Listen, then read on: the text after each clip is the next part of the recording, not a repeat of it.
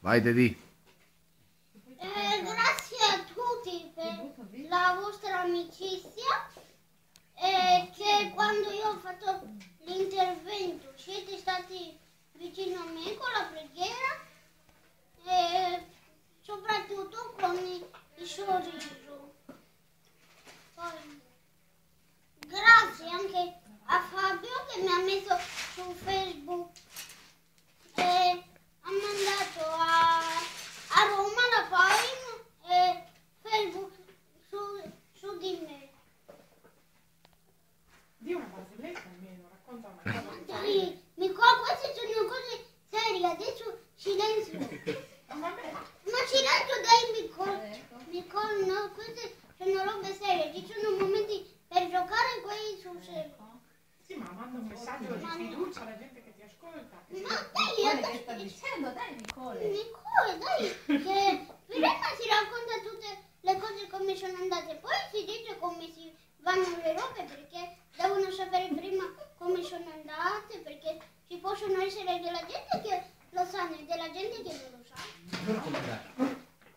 È andato benissimo l'intervento e la cosa più bella è che sono stato 11 ore in sala operatoria dalle 11 della mattina fino alle 10 della sera.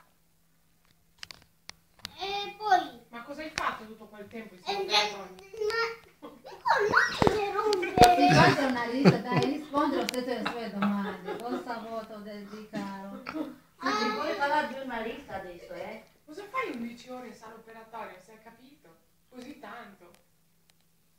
La cosa più bella è che è andato tutto bene perché l'intervento perché insomma il dottore ci è voluto un po' di benedizione prima dell'intervento e io gliel'ho data in latino proprio come quella del Papa prima dell'anestesia, poi mi hanno dato il palloncino. Dillo per favore qual è l'intervento, per favore. Dillo per nonna. Dillo quello che Benedetto hai dato, del Papa.